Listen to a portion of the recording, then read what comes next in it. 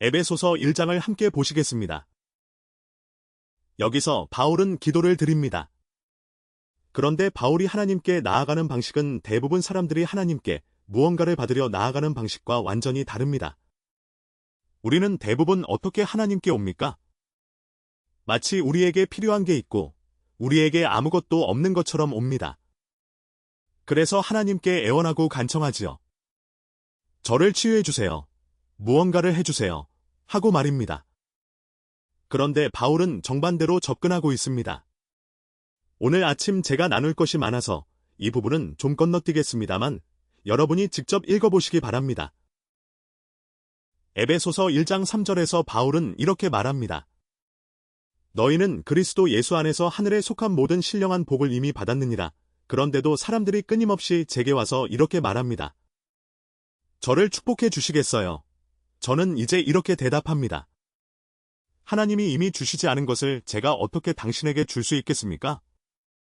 당신은 이미 복을 받았습니다. 그러면 알아요. 그런데 제게 축복을 해주세요 라고 합니다. 여러분이 얼마나 복받은 존재인지 깨달으시면 됩니다. 이것이 바로 우리 사역이 많이 다루는 부분입니다. 어제 다니엘이 이 말씀을 전했습니다. 어제 베리도 이 말씀을 전했습니다. 캐리가 새 여성분을 앞으로 모시고 0, 혼, 6 이야기할 때도 정확히 이 내용이었습니다. 여러분은 이미 모든 신령한 복을 받았습니다. 헬라어로 모든이란 말은 전부를 뜻합니다. 더 받을 것이 없다는 겁니다. 이미 복을 받았습니다. 이 주제로만 한두 시간 설교할 수 있지만 오늘은 14절로 가겠습니다. 아니, 15절부터 시작하겠습니다. 이로 말미암아 주 예수 안에서 너희 믿음과 모든 성도를 향한 사랑을 듣고 내가 너희를 위하여 감사하기를 그치지 아니하고 기도할 때마다 너희를 기억하노니. 여기서 바울이 그들을 위해 무엇을 기도하는지 보십시오. 우리 주 예수 그리스도의 하나님, 영광의 아버지께서 지혜와 계시의 영을 너희에게 주사 하나님을 알게 하시고 너희 마음의 눈을 밝히사 그의 부르심의 소망이 무엇이며 성도 안에서 그 기업의 영광의 풍성함이 무엇인지 알게 하시기를 구하노라. 이 구절들 안에 정말 많은 것이 담겨 있어서 한 구절 한 구절 다 묵상할 수 있습니다. 정말 풍성한 말씀입니다. 하지만 계속 진행하겠습니다. 꼭 이 말씀을 곰곰이 생각해 보시기 바랍니다. 제가 주님을 처음 만났을 때 에베소서에 두 가지 기도가 나옵니다. 여기 에베소서 1장의 기도 하나와 에베소서 3장의 기도 하나입니다. 제가 신앙이 정말 어렸을 때 저는 이 기도들을 매일 드렸습니다. 그리고 제 이름을 넣어서 이렇게 기도했습니다. 하나님께서 내게, 앤드류에게 지혜와 계시의 영과 하나님을 아는 지식을 주시기를 기도합니다. 이 기도들은 하나님 말씀에 근거한 기도입니다. 왜냐하면 하나님 말씀에 기록되어 있으니까요. 그분의 뜻대로 무엇을 구하면 그분이 들으시는 줄 압니다. 그분이 들으시는 줄 알면 무엇을 구하든지 구한 것을 받은 줄 압니다. 요한일서 5장 14절과 15절입니다. 그러니까 바울은 하나님이 여러분을 위해 새로운 무언가를 행하시도록 기도한 게 아닙니다. 여러분이 이미 가진 것을 계시로 깨닫게 해달라고 기도한 겁니다. 이게 엄청난 겁니다. 대부분 사람들이 이것의 중요성을 깨닫지 못합니다. 치유는 밖에서 오는 게 아닙니다. 치유는 안에서 옵니다. 여러분은 이미 하나님 자신을 여러분 안에 모시고 있습니다. 여러분에게는 부활의 능력이 있습니다. 본문이 계속해서 바로 그 말을 하고 있습니다. 성경은 말씀합니다. 너희 눈이 열리기를 기도하라. 그리고 다음 구절에서 이렇게 말씀하십니다. 믿는 우리에게 베푸신 그 힘의 위력이 얼마나 지극히 큰지를 알게 하시기를 구합니다. 그 능력의 역사하심을 따라 그리스도 안에서 이루신 것이 무엇인지 곧 그를 죽은 자들 가운데서 다시 살리시고 하늘에서 자기 오른편에 앉히사 모든 통치와 권세 위에 뛰어나게 하신 것입니다. 오늘 아침 저는 저주를 받은 두 사람과 기도했습니다. 그중 한 사람은 아버지가 주술사였고 그 자녀에게 저주를 내렸습니다. 저는 그런 일들이 존재한다는 것을 의심하지 않습니다. 사탄이 실제하고 저주가 존재한다는 것도 의심하지 않습니다. 그러나 우리 안에 있는 능력은 그리스도를 죽은 자 가운데서 일으키신 바로 그 능력입니다. 사탄이 여러분에게 할 수 있는 그 무엇보다 무한히 크신 능력입니다. 만약 우리 눈이 열려 우리가 가진 것을 깨닫는다면 사탄은 아무것도 아닙니다. 그는 하찮은 존재입니다. 제가 나누고 싶은 이야기가 정말 많습니다. 주님께서 이런 것들을 보여주신 놀라운 간증들이 있습니다. 어쨌든 말씀은 계속됩니다. 그리스도 안에서 이루신 것이 무엇입니까? 죽은 자들 가운데서 다시 살리시고 하늘에서 자기 오른편에 앉히사 모든 통치와 권세와 능력과 주권과 이 세상뿐 아니라 오는 세상에서도 일컫는 모든 이름 위에 뛰어나게 하신 것입니다. 만물을 그의 발 아래 복종하게 하시고 그를 만물 위에 교회의 머리로 삼으셨습니다.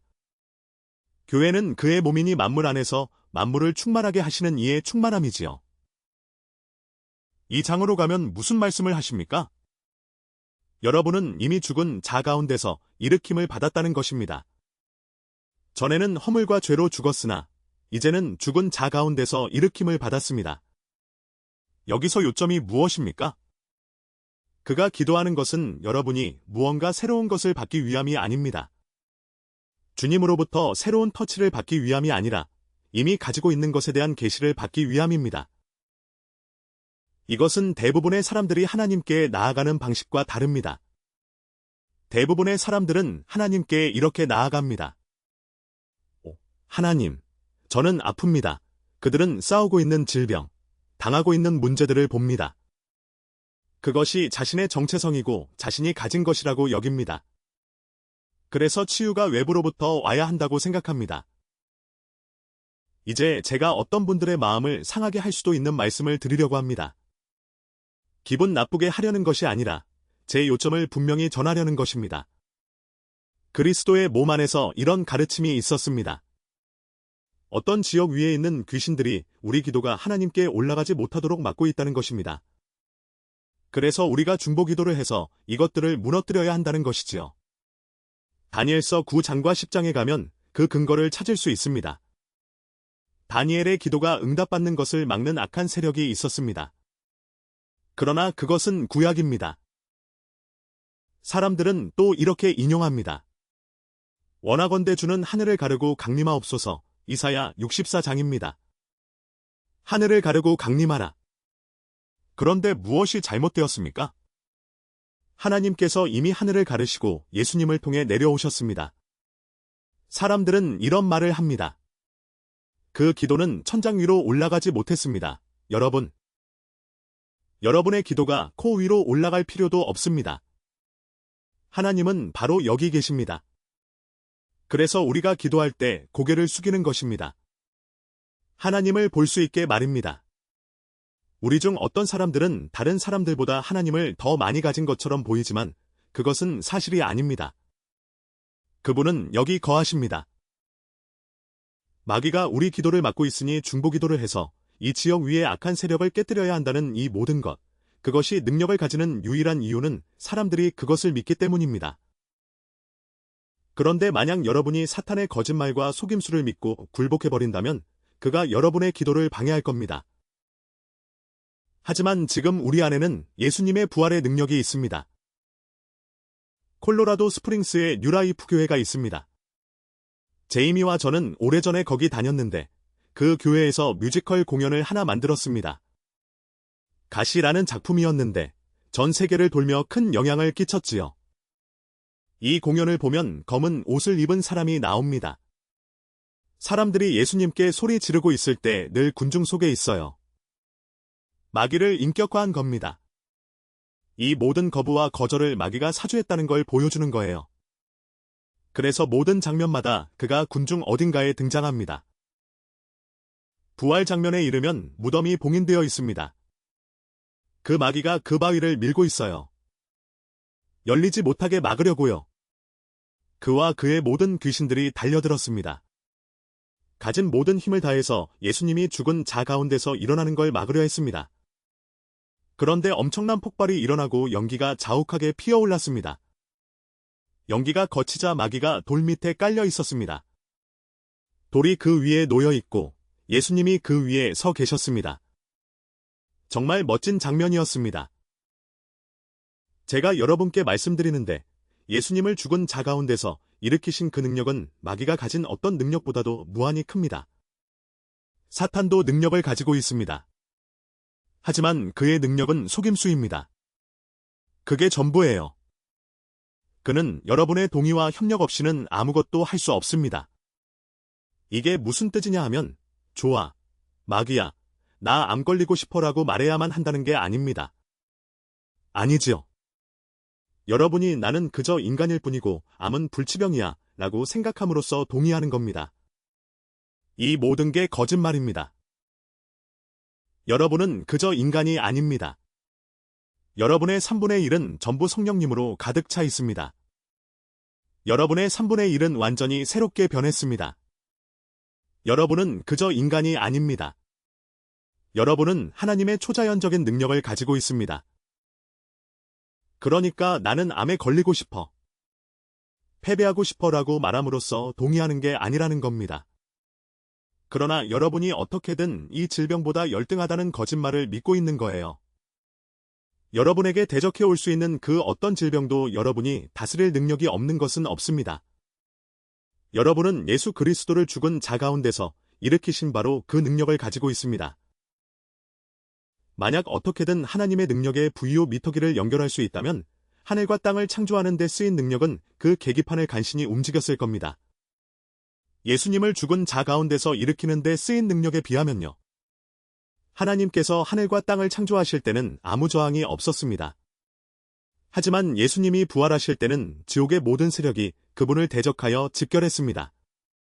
그분은 그것을 이기셨습니다. 성경은 말합니다.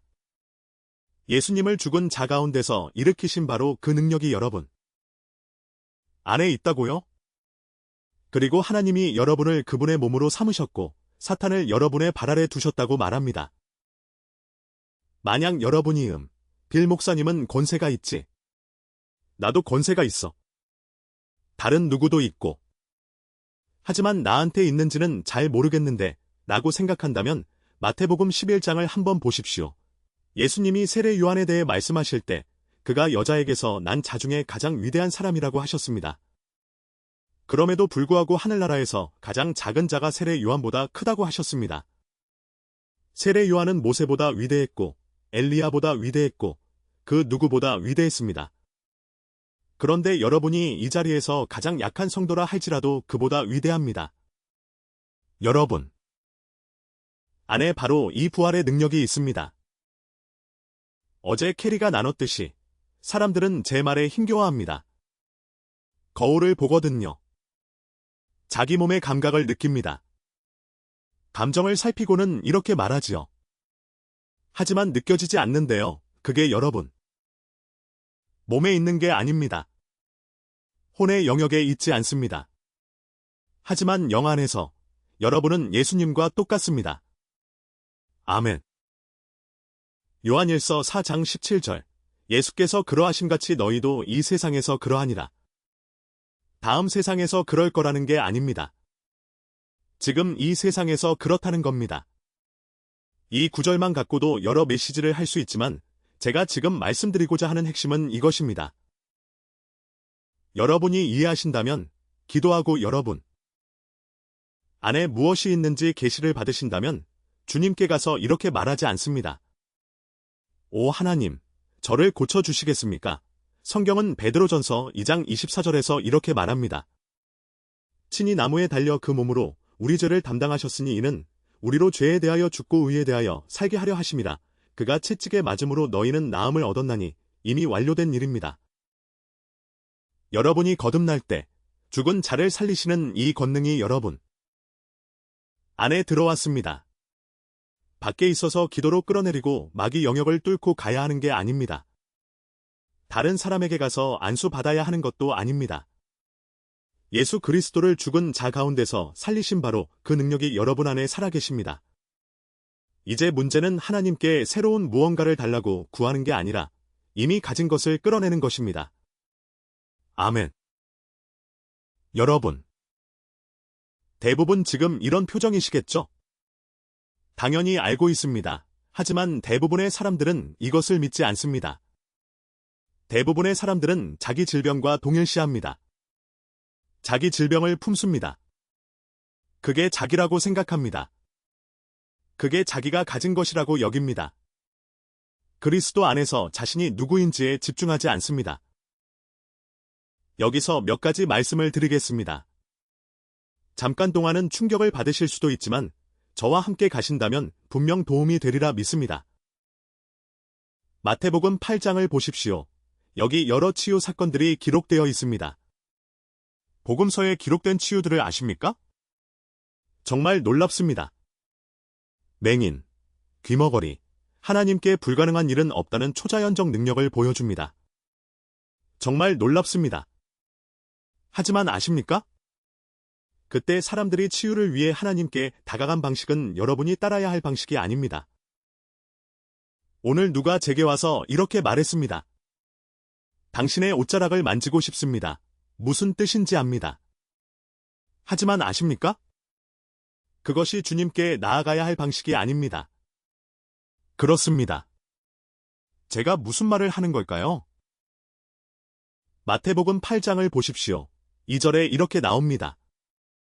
한 나병 환자가 나와 절하며 이르되 주여 원하시면 저를 깨끗하게 하실 수 있나이다. 그가 이렇게 말한 것이 적절했다는 걸 아십니까? 예수님이 아직 죽지 않으셨기 때문입니다.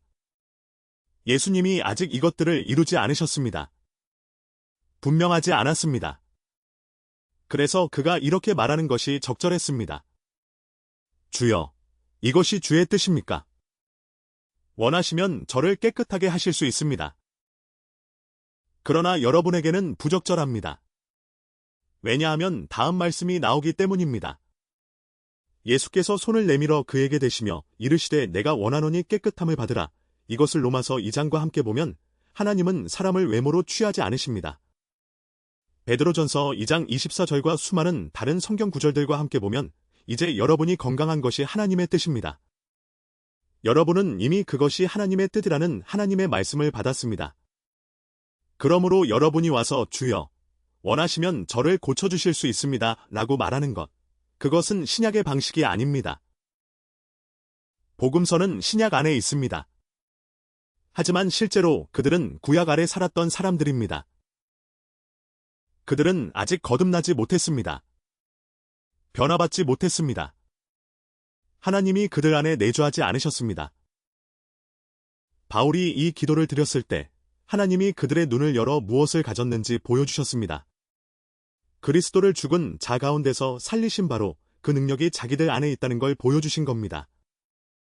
그런데 이 나병 환자는 그 능력이 없었습니다. 그러니 그가 와서 주여, 저를 고쳐주시렵니까? 하고 말한 것은 적절했습니다. 하지만 주님이 내가 원하노니 깨끗함을 받으라 하고 말씀하신 순간 그가 계속해서 하나님의 뜻이라면 제가 낫겠지요 하고 말한다면 그건 잘못된 겁니다. 하나님이 말씀을 주셨거든요. 하나님은 우리에게도 말씀을 주셨습니다. 우리는 이런 식으로 하나님께 나아가서는 안 됩니다. 아십니까? 이 장의 바로 다음 이야기가 백부장에 관한 것입니다. 정말 훌륭한 예입니다. 제가 백부장에 대해 수없이 가르쳤습니다. 그는 예수님이 와서 자기 종을 만지실 필요가 없었습니다. 말씀만 하시면 되었거든요. 사람들이 주께 와서 이렇게 말합니다. 하나님, 그냥 말씀만 하십시오. 말씀 한마디만 주시면 온전해질 것입니다. 그런데 하나님은 이미 하셨습니다. 백부장은 아직 그 말씀을 갖지 못했습니다. 우리에게는 수천 가지 말씀이 있습니다. 우리에게는 이 모든 약속이 있습니다. 우리가 백부장처럼 주께 나아간다면 똑같은 믿음을 사용해서 말씀에 믿음을 두는 것은 좋습니다. 하나님이 육신으로 나타나서 뭔가를 하셔야 한다는데 믿음을 두지 마십시오. 이 본문에서 배울 교훈이 많습니다. 하지만 우리는 이 백부장이 주께 나아간 방식으로 나아가서는 안 됩니다. 더 내려가면 베드로 장모를 고치신 이야기가 나옵니다. 그들이 그녀를 예수님께 데려왔고 예수님이 열병을 꾸짖으셨습니다. 아십니까? 우리가 사역해야 할 방식은 예수님이 사역하신 방식입니다. 빌이 어젯밤에 이 말씀을 하셨는데 예수님은 비록 하나님이셨지만 자신을 비우셨습니다. 이 땅에서 하나님으로 활동하지 않으셨습니다. 사람으로 활동하셨습니다. 믿음으로 활동하셨습니다. 예수님은 대상들에게 말씀하시고 명령하셨습니다. 이것이 우리가 예수님처럼 활동해야 할 방식입니다. 이제 우리 안에 예수님이 살아 계시기 때문에 우리가 권세를 가지고 질병에게 말해야 합니다. 주여, 원하시면 저를 고치실 수 있습니다. 주님, 말씀만 하십시오. 뭔가 해주십시오 라고 와서 말하는 게 아닙니다. 또 마가복음 5장에 나오는 여인처럼 옷자락만 만져도 하고 온 경우가 있습니다. 거기서도 훌륭한 교훈을 배웁니다. 끈질김에 대해서, 말씀을 들어야 한다는 것에 대해서, 믿음은 들음에서 나고 들음은 말씀으로 되고, 행동해야 한다는 것에 대해서, 행함이 없는 믿음은 죽은 것이라는 교훈 말입니다. 배울 게 많습니다. 그러나 여러분은 이 여인이 하나님께 나아간 방식으로 나아갈 수 없습니다. 그녀는 하나님이 안에 내주하지 않으셨기 때문입니다. 거듭나지 못했습니다. 그래서 와서 예수님의 옷자락을 만져야 했던 겁니다. 여러분은 예수님의 옷자락을 만질 필요가 없습니다. 누군가 기도해 주기를 기다릴 필요도 없습니다. 물론 이것도 하나님이 우리에게 사역하시는 한 가지 방법입니다. 만약 하나님으로부터 받을 수 있는 유일한 방법이 계시를 통해 직접 자기가 무엇을 가졌는지 깨닫고 믿음으로 서서 믿음을 풀어내는 것뿐이라면 어떻겠습니까? 그것만이 유일한 방법이라면 마음을 새롭게 하는 데 시간이 걸립니다. 믿음을 쌓고 자라는 데 시간이 걸립니다. 만약 받을 수 있는 유일한 방법이 직접 받는 것뿐이라면 많은 사람이 죽을 겁니다. 자랄 시간이 없기 때문입니다. 이미 사형 선고를 받은 상태거든요. 사람들이 거듭나잖아요. 근데 믿음이 자라고 성숙할 1년의 시간이 없습니다. 그래서 하나님이 그리스도의 몸에 특별한 은사를 주신 겁니다. 사람들이 와서 그들의 믿음으로 치유받을 수 있도록 말이지요.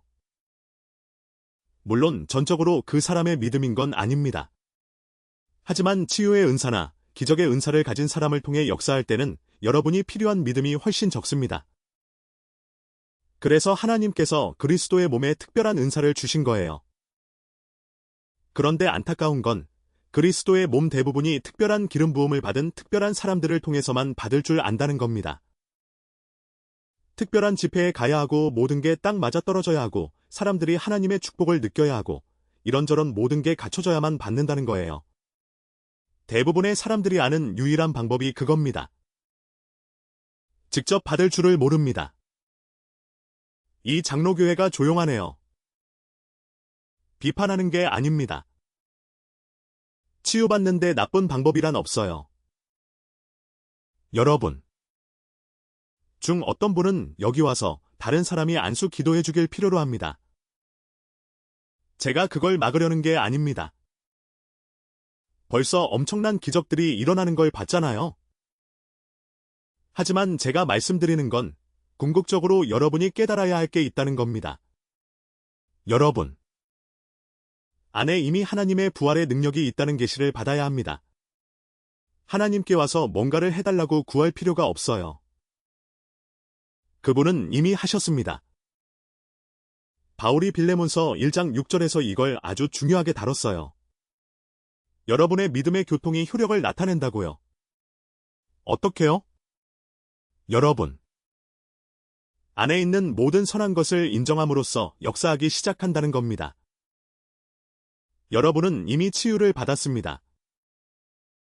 여러분은 죽은 자를 살리는 능력을 갖고 있어요. 여러분이 해야 할 일은 그걸 인정하고 그것을 풀어내고 끌어내는 법을 배우는 것뿐입니다. 차이가 있습니다. 이미 가진 걸 풀어내는 게 없는 걸 가지러 가는 것보다 훨씬 쉬워요. 예를 들어 저기 저 모니터가 치유라고 하고 제가 예수님의 이름으로 나는 치유받을 것이다. 이것이 일어날 것이다 라고 말한다고 해보십시오. 제가 아직 갖지 못했지만 가질 것이라고 말하는 순간 거기에 자동으로 의심의 요소가 들어간다는 거 아십니까? 뭔가가 있는 거예요. 제가 넘어져서 거기까지 못 갈 수도 있습니다. 누가 와서 저를 태클해서 못 갈 수도 있어요. 그런데 아십니까?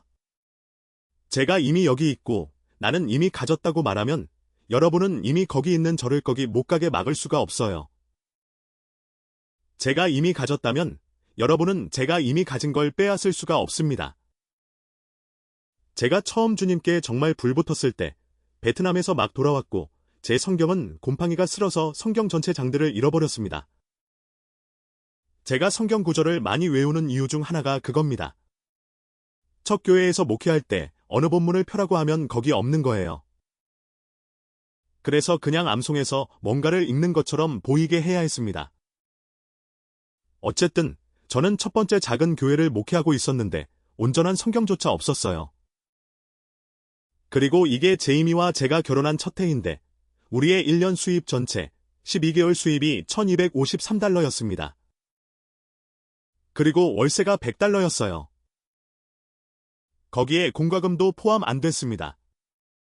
식비나 다른 건 말할 것도 없고요. 어떻게 살았는지 모르겠어요? 그런데 그 기간에 제가 결심했습니다. 조만간 이 믿음이 나타나기 시작해야 한다고요. 뭔가 증거가 있어야 한다고요. 그래서 새 성경을 장만하기로 했습니다. 성경을 살 수 있는 $20를 모으는데 6개월이 걸렸어요. 그 6개월 동안 정말 고군분투했습니다. 사탄이 제게 속삭였어요. 넌 절대 그 돈 못 구해. 절대 못 살 거야. 깨어있는 시간 10분도 채 지나지 않아 불신과 의심이 몰려왔습니다. 그 성경을 손에 넣을 수 있을까 하는 의심 말입니다. 그러다 마침내 제가 쓸 수 있는 $20가 생겼습니다. 그 돈으로 성경을 샀고 제 이름을 새겨 넣었지요. 그 성경을 겨드랑이에 끼고 가게를 나서는 순간 다시는 의심하지 않았습니다. 여러분 중에 이렇게 생각하는 분 계실 겁니다. 이미 가졌는데 왜 의심을 했다는 거지? 바로 그겁니다. 여러분이 예수님의 이름으로 치유받았습니다 하고 고백하고는 왜 그 다음부터 온갖 생각과 싸우십니까? 느껴질 때까지, 눈으로 보일 때까지, 의사가 확인해 줄 때까지 정말로 치유받았다고 믿지 못하기 때문 아닙니까? 그건 믿음으로 행하는 게 아니라 보이는 것으로 행하는 겁니다. 결국 이 문제로 귀결됩니다. 여러분 안에 이미 부활의 능력이 있다는 사실을 깨닫지 못한 겁니다. 우리는 어떤 면에서 구약시대 사람처럼 아니면 복음서에 나오는 거듭나지 못한 사람들처럼 하나님께 나아갑니다. 그들처럼 말하는 거예요. 하나님, 말씀만 보내주소서. 옷자락만 만지게 해주소서. 주의 뜻이면 저를 고쳐주실 수 있습니다. 그들에게는 그런 접근이 맞았습니다. 거듭나지 못했으니까요. 그런데 지금 우리는 거듭났습니다. 예수님의 부활 능력이 여러분 안에 있습니다. 아무것도 없는 것처럼 하나님께 나아갈 필요가 없어요. 우리는 아무것도 할 수 없지만 주께서는 모든 것 하실 수 있사오니 손을 내밀어 이 사람을 만져 주소서. 그러면 낫겠나이다. 이렇게요? 하나님께서 우리에게 말씀하신 방식이 아닙니다. 마태복음 10장을 함께 봅시다. 주님께서 제자들을 부르셨습니다.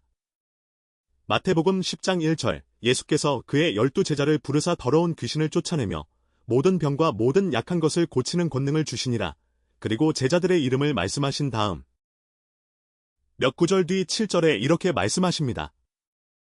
가면서 전파하여 말하되 천국이 가까이 왔다 하고 병든 자를 고치며 죽은 자를 살리며 나병한 자를 깨끗하게 하며 귀신을 쫓아내되 너희가 거저 받았으니 거저 주라. 병든 자를 위해 기도하라고 하지 않으셨습니다. 병든 자를 고치라고 하셨어요. 차이가 있습니다. 그런데 보통 그리스도인들은 어떻게 기도합니까? 겁먹은 듯 기도합니다. 오 하나님, 저희는 아무것도 아니고 아무것도 없고 아무것도 할 수 없습니다. 그러나 주께서는 모든 것 하실 수 있사오니 손을 내밀어 주소서. 이 사람을 만져 주소서. 이 몸을 고쳐 주소서. 그렇게 함으로써 신약이 뭐라 말하는지 부인하는 겁니다.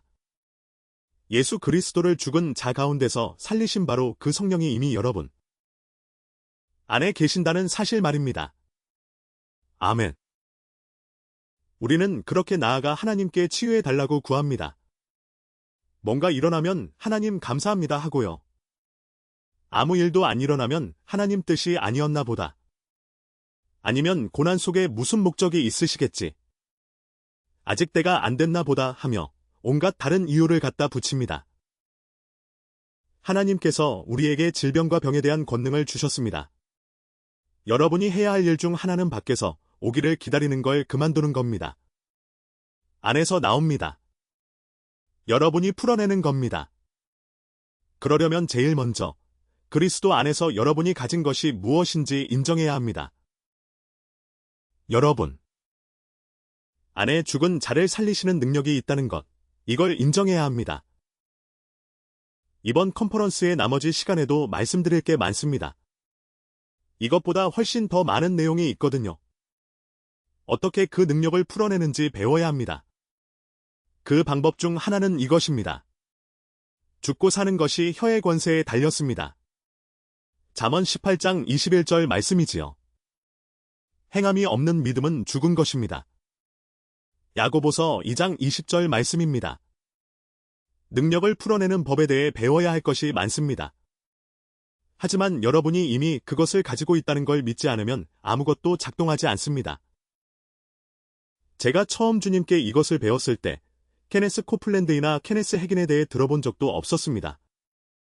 믿음에 대해서도 몰랐습니다. 그런 것들은 전혀 들어본 적이 없었어요. 그런데 제 안에 예수님 안에 계셨던 그 영이 똑같이 계시다는 계시를 받았습니다. 그걸 보는 순간 제 행동이 달라지기 시작했어요. 움직이는 모든 것에 기도하기 시작했습니다.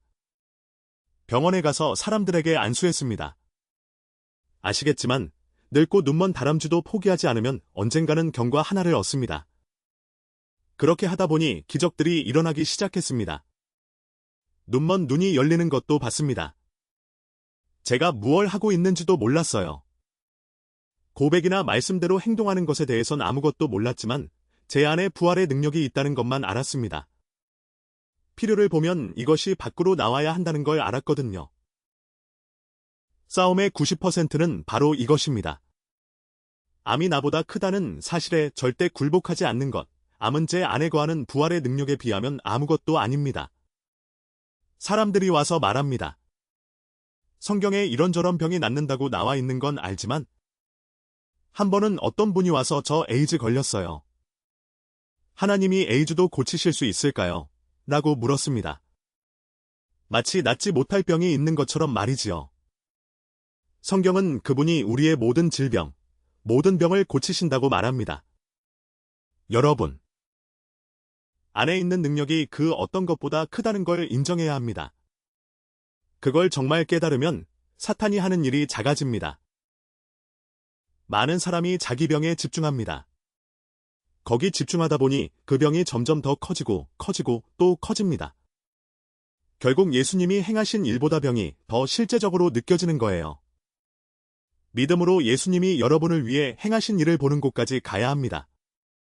그것을 가졌다는 걸 아는 겁니다. 그러면 실제로 암을 멸시하는 지경에 이르게 됩니다. 그런 것들을 업신여기게 되는 거죠. 애슐리와 칼리가 딸을 데리고 저한테 왔을 때 그 전에 기도 부탁했던 모든 사람이 상태가 얼마나 나쁜지 듣고는 완전히 겁을 먹었습니다. 즉시 동정 어린 말을 하기 시작했어요. 정말로 그게 불치병이라고 생각했던 거죠. 그런데 저한테 왔을 때 제가 특별하다거나 대단하다는 건 아닙니다만 그냥 제게 와서 상황을 말했을 때 제가 이렇게 말했습니다. 그거 예수님께는 식은 죽 먹기예요.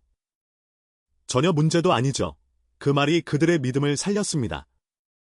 아, 이게 예수님께는 아무것도 아니구나 하고 생각하게 된 거죠. 하지만 문제를 크게 키우기 시작하고 온갖 소리를 듣기 시작하는 순간 베리가 그랬던 것 같은데 자기가 걸렸던 병에 대해 절대 공부하지 않았답니다. 치유받기 전에도 안 했고 치유받은 후에도 안 했어요. 병이 얼마나 나쁜지 공부하러 가지 마십시오. 해야 할 일은 하나님이 얼마나 놀라우신지 공부하는 겁니다. 그런데 대부분의 사람들은 자연 영역에 꽂혀 있습니다. 자기 몸, 자기가 겪는 증상에만 온통 정신이 팔려 있습니다. 만약 여러분이 이 말씀을 가지고 이렇게 기도한다면 어떻겠습니까? 하나님, 제 눈을 열어주십시오. 저를 향하신 주의 능력, 그 지극히 크신 능력을 보게 하소서. 예수 그리스도를 죽은 자 가운데서 살리시고 하늘에서 하나님의 우편에 앉히신 바로 그 능력을 보게 하소서. 만약 여러분이 이 계시를 붙든다면 제가 장담합니다.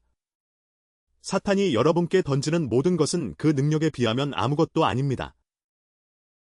마가복음 11장 말씀을 함께 보겠습니다. 케네스 해김 목사님이 이 구절을 너무 많이 가르쳐서 사람들이 이분이 쓴 줄 착각하는데 그렇지 않습니다. 여기는 예수님께서 배가 고프셔서 무화과나무로 가신 사건입니다. 그런데 나무에 잎만 있고 열매가 없었습니다. 무화과나무는 원래 잎이 나기 전에 먼저 열매를 맺어야 합니다. 그러니 이 나무는 비정상이었던 겁니다. 있지도 않은 것을 있는 척했습니다. 창조주이신 예수님께서는 이 나무가 창조 목적대로 열매 맺지 않는 것을 책망하실 충분한 권리가 있으셨습니다. 그래서 나무를 저주하셨습니다. 제자들이 그 말씀을 들었습니다. 그러고 나서 예수님은 예루살렘으로 가셔서 성전에서 장사하는 자들을 내쫓으셨습니다. 그 다음 날 20절을 보면 저희가 아침에 지나갈 때 무화과나무가 뿌리로부터 마른 것을 보았더라고 되어 있습니다. 이건 아주 좋은 예시입니다. 어제 질의응답 시간에도 이 말씀을 다뤘는데 예수님께서 무화과나무를 저주하시며 이제부터 영원토록 내게서 열매를 먹는 자가 없을지어다 라고 말씀하셨습니다. 나무에 소금을 뿌린 것도 아니고 도끼를 댄 것도 아니고 자연적으로는 아무것도 하지 않으셨습니다. 그저 말씀하셨을 뿐입니다. 내게서 다시는 아무도 먹지 못하리라. 이 사건을 마태복음에서 읽으면 즉시 말랐다고 되어 있습니다. 그런데 마가복음에서는 다음 날에야 뿌리부터 말라 죽은 것을 보았다고 합니다. 그럼 어느 쪽이 맞습니까? 즉시 일어난 겁니까? 다음 날 일어난 겁니까? 즉시 일어났습니다. 다만 표면 아래에서 일어난 겁니다. 겉으로는 볼 수 없었지요. 그러나 예수님께서 말씀하신 그 순간 나무는 죽었습니다. 그리고 그것이 마르는데 24시간쯤 걸렸습니다. 병도 마찬가지인 거 아십니까? 여러분이 암을 꾸짖고 암더러 죽으라고 명령할 수 있습니다. 그런데 몸이 그 종양을 제거하고 회복되기까지는 시간이 걸릴 수 있습니다. 병원에서 약을 받아 먹을 때도 마찬가지 아닙니까? 약을 한 알 먹자마자 모든 게 순식간에 사라지리라 기대하지 않습니다. 몸속에서 작용할 시간을 주는 겁니다. 그런데 많은 사람들이 이렇게 생각합니다. 하나님께 기도받았는데 여전히 통증이 느껴지고 증상이 남아있으니 아무 일도 일어나지 않았다고요. 약 먹을 때는 그렇게 생각하지 않습니다. 수술 받을 때도 그렇게 생각하지 않습니다. 이미 일어난 일이 몸에 반영되기까지는 시간이 걸립니다. 하지만 예수님께서 말씀하신 그 순간 이 무화과나무는 죽었습니다. 제자들이 그것을 보았을 때 베드로가 생각이 나서 말했습니다. 선생님, 보소서. 선생님께서 저주하신 무화과나무가 말랐나이다. 베드로가 이걸 무덤덤하게 말했을 거라고 저는 생각지 않습니다. 선생님, 선생님께서 저주하신 무화과나무가 말랐네요. 이런 식으로요. 그의 목소리 억양을 들을 수는 없지만 아마 이랬을 겁니다. 선생님, 이 무화과나무가 죽었습니다. 선생님께서 하신 일 좀 보십시오. 완전히 압도된 겁니다. 그런데 우리는 예수님의 음성을 직접 듣지 못했습니다. 제가 장담하건대 예수님은 그냥 하나님을 믿으라고만 하지 않으셨습니다. 분명 이렇게 하셨을 겁니다. 하나님을 믿으라. 너희는 도대체 뭐가 문제냐? 제자들이 제자라고 불린 데는 다 이유가 있습니다. 그들은 그렇게 총명한 사람들이 아니었거든요. 예수님이 하나님을 믿으라고 하셨습니다. 그런데 이것은 예수님의 지상 사역 당시 사람들이 봤던 방식이 아닙니다. 그들은 거듭나지 못했습니다. 내면에 그리스도의 영이 거하지 않았습니다. 부활의 능력이 없었습니다. 그래서 당시 사람들이 와서 치유를 구하고 하나님께 역사해달라고 구하는 것이 적절했습니다. 그러나 신약에 믿는 자들로서 예수님은 우리가 어떻게 행해야 하는지를 말씀하고 계십니다. 예수님은 자신이 어떻게 이 기적을 행하셨는지 말씀하셨고 우리가 어떻게 이 기적들을 행하는지 가르쳐 주고 계십니다. 자, 예수님이 말씀하신 방법입니다. 제자들에게 설명하고 계십니다. 진실로 내가 너희에게 이르노니 진실로라는 말은 헬라어로 아멘입니다. 진리라는 뜻입니다. 이것이 진리입니다. 내가 너희에게 진리를 말한다고 굳이 말씀하실 때가 있었습니다. 예수님이 하신 말씀은 다 진리였습니다. 그런데 내가 진리를 말한다고 시작하셨다는 것은 그 말씀이 너무 믿기 어려워서 어떻게 사람이 이것을 믿겠느냐 하는 것이었습니다. 그래서 보라, 내가 진리를 말한다고 먼저 확증하신 겁니다. 예수님은 이렇게 말씀하셨습니다. 진실로 내가 너희에게 이르노니 누구든지 이 산더러 들리어 바다에 던져지라 하며 그 말하는 것이 이루어질 줄 믿고 마음에 의심하지 아니하면 그대로 되리라. 보십시오. 산에게 말하라고 하셨습니다. 여기서 산은 바로 여러분의 문제를 말합니다. 지금 우리가 다루는 맥락에서 우리는 질병을 말하고 있습니다. 질병에게 말하십시오. 그렇습니다. 아멘. 대부분의 사람들은 하나님께 자기 질병에 대해 말합니다. 오 하나님, 의사가 이렇게 말했습니다. 제 몸에서 이런 것이 느껴집니다. 우리는 하나님께 말하고 하나님이 뭔가 해주실 거라고 기대합니다. 하나님은 이미 뭔가를 하셨습니다. 여러분은 이제 거듭났습니다. 예수 그리스도를 죽은 자 가운데서 살리신 바로 그 영이 여러분 안에 거하십니다. 부활의 영을 갖고 계십니다. 하나님께 말하며 치유해달라고 구하는 대신 예수님은 여러분에게 문제에게 말하라고 하십니다. 이렇게 말하십시오. 아마 예수의 이름으로 내가 너에게 말한다. 죽으라고 명한다. 내 몸에서 나가라고 명한다. 누나, 예수의 이름으로 내가 너에게 말한다. 보라고 명한다. 여러분의 눈에게 말하십시오. 귀신들에게 말하십시오. 잠언 18장 21절에 이렇게 말합니다. 사망과 생명이 혀의 힘에 달렸나니 여러분에게 있습니다. 바로 여기에 능력이 있습니다. 한 번은 어떤 분이 제게 와서 이렇게 말했습니다. 목사님 말씀을 알겠고 동의합니다. 그런데 저는 목사님이 가진 능력이 없습니다. 제가 말했습니다. 당신에게 바로 여기 능력이 있습니다. 그리고 그분의 입에 손을 댔습니다. 그분이 물었습니다. 무슨 말씀이십니까? 제가 말했습니다. 잠언 18장 21절, 사망과 생명이 혀의 힘에 달렸습니다. 우리 대부분은 혀에 매달려 있습니다. 사람들이 어떻게 지내세요? 라고 물으면, 아이고, 온몸이 아파요. 의사가 죽는다고 해요. 저는 이것밖에 없어요. 그리고는 난 그냥 사실을 말하는 거야 라고 생각합니다. 여러분이 하는 것은 불신을 말하는 겁니다. 자연 영역을 말하는 것입니다. 저는 자연 영역이 존재하지 않는다고 부인하는 게 아닙니다. 우리가 여기 앉아서 아니, 나한테 문제 없어 라고 말하라는 것도 아닙니다. 그건 그냥 거짓말입니다. 자연 영역이 존재하지 않는다고 말하는 게 아닙니다. 제가 말하는 건 내 안에 계신 분, 그리스도 안에서 내게 주어진 능력이 자연 영역의 그 무엇보다 크다는 겁니다. 육체의 영역을 부정하는 게 아닙니다. 다만 육체의 영역이 전부라는 걸 부정하는 겁니다. 저는 영적인 존재입니다. 내 안에 이 영적 능력이 있습니다.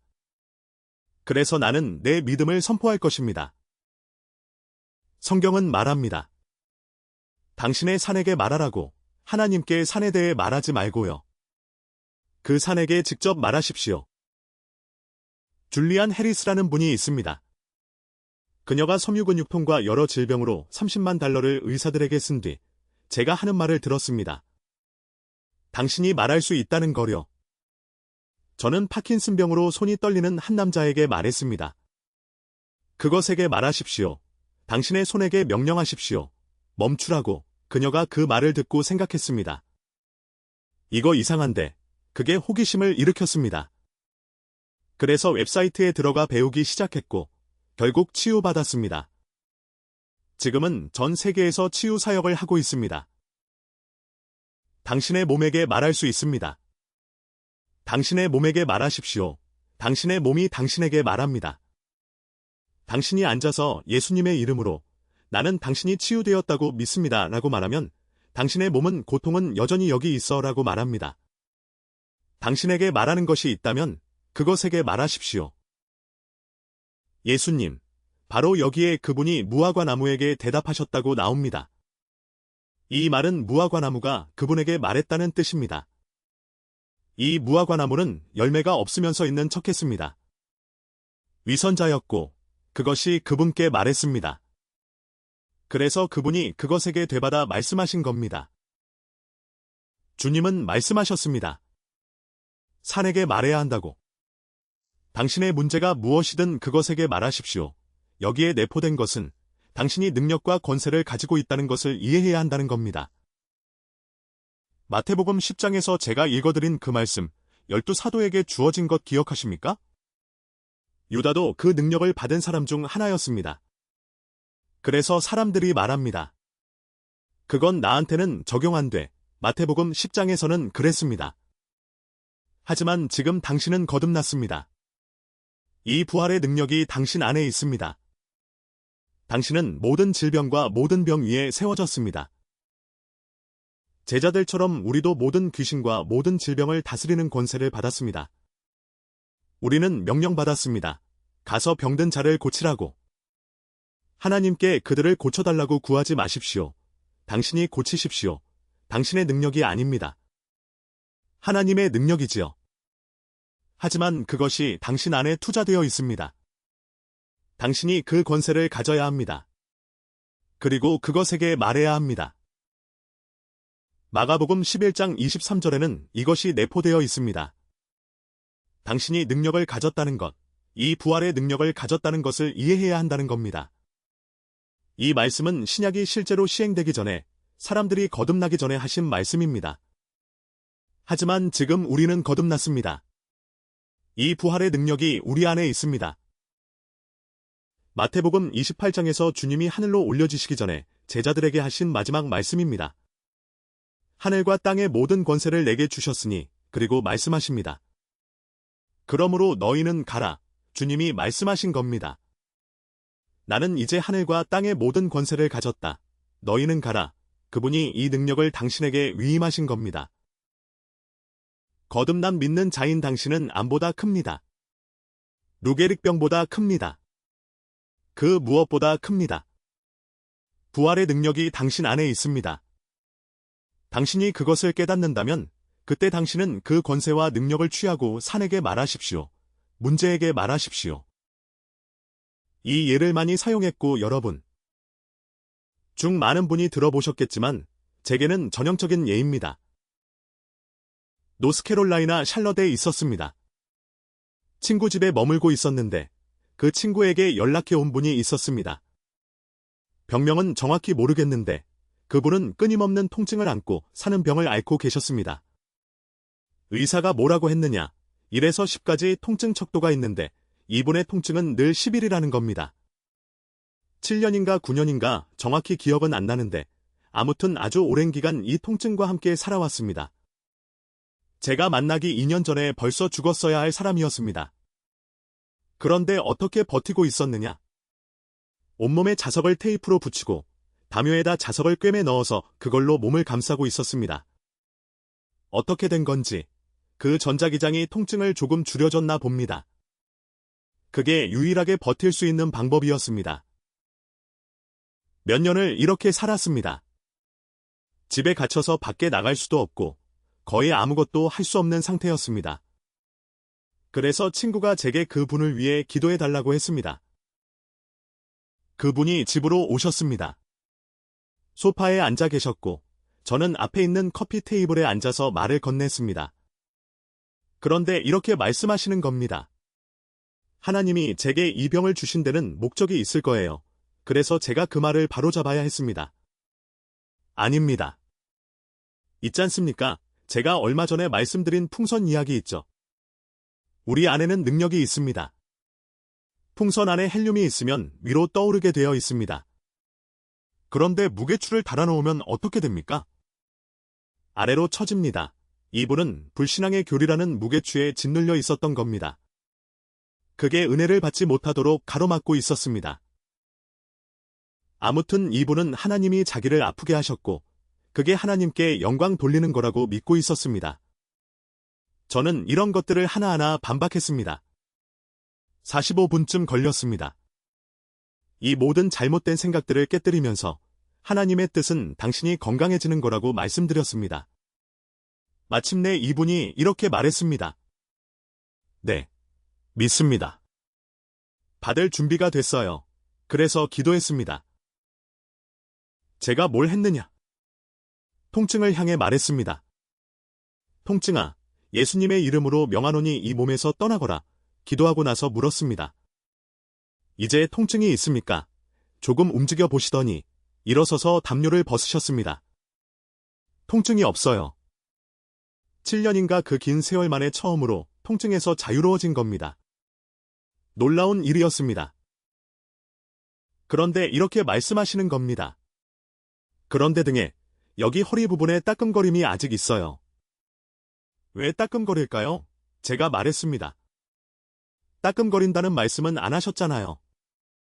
통증이 있다고만 하셨죠. 저는 따끔거림한테는 말 안 했습니다.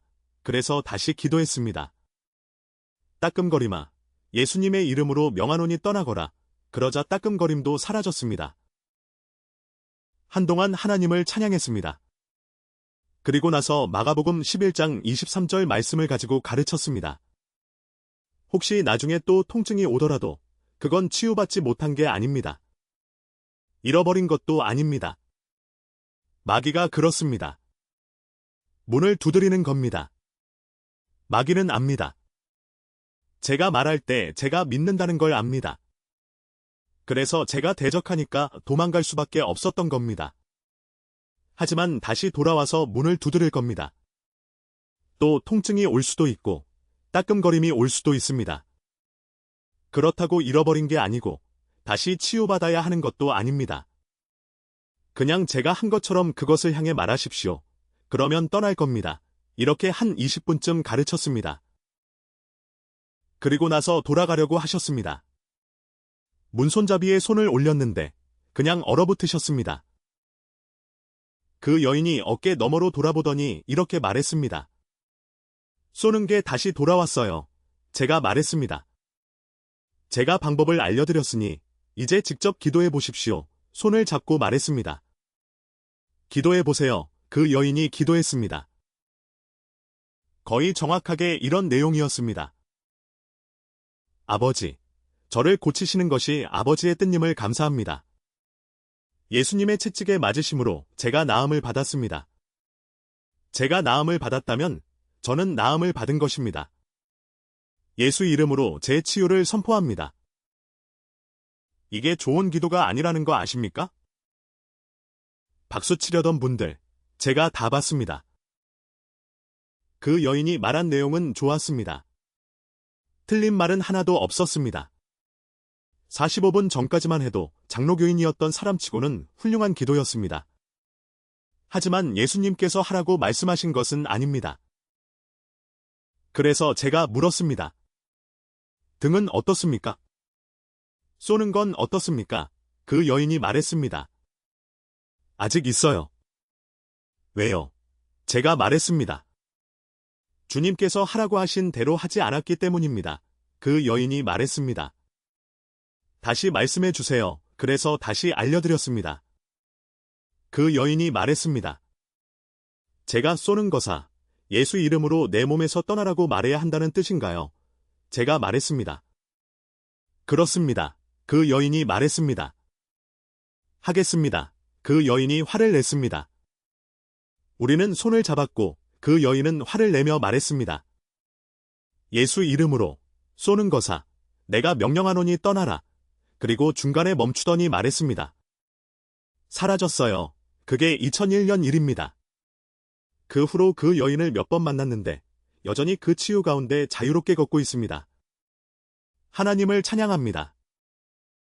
형제자매 여러분, 제가 말씀드리는 것은 당신이 말하는 단어만이 아니라 당신이 가진 태도입니다. 대부분의 사람들이 이렇게 말합니다. 하나님, 당신께 능력이 있으심을 압니다. 어젯밤 당신께서 행하신 일과 그 치유들을 보며 기뻐합니다.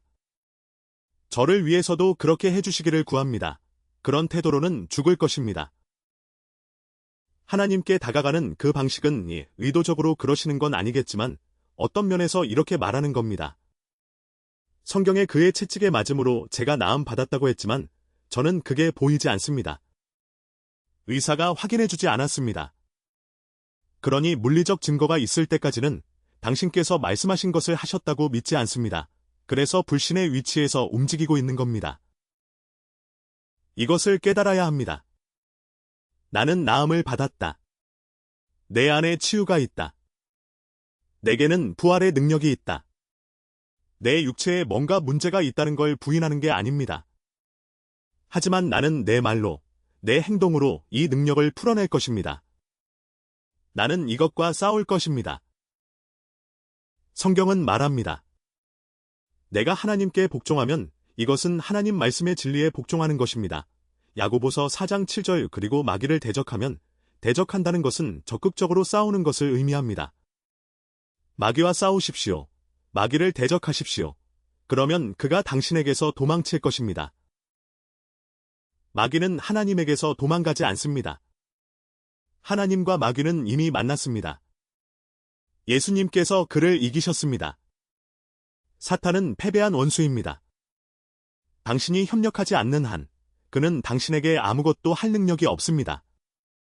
당신이 협력하지 않는다면, 하나님께 복종하고 마귀를 대적한다면, 그는 당신에게서 도망쳐야 합니다. 아멘. 그러므로 당신은 이미 이 초자연적인 죽은 자를 일으키는 능력을 내 안에 가지고 있습니다. 복음서에서 치유받은 사람들로부터 큰 교훈을 배울 수는 있지만 그들은 당신과 제가 가진 것을 가지고 있지 않았습니다. 그들이 와서 주의 뜻이면 저를 고치실 수 있습니다. 주님, 말씀만 하옵소서라고 말하는 것은 이해할 수 있습니다. 하지만 지금은 아닙니다.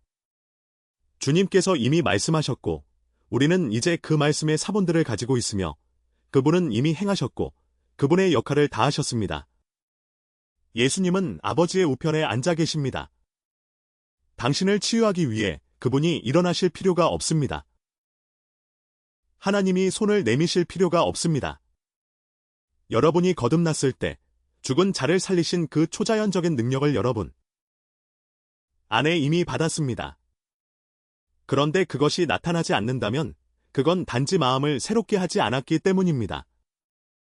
여러분의 믿음은 그리스도 안에서 여러분 속에 있는 모든 선한 것을 인정할 때 효력을 발휘하게 됩니다. 이게 놀랍지 않습니까? 정말 놀라운 일입니다. 형제자매 여러분, 하나님은 우리를 너무나 사랑하십니다. 할 수 있는 모든 일을 다 하고 계십니다. 어떤 방법으로든 여러분에게 치유를 가져다 주실 겁니다. 저는 의사를 반대하지 않습니다.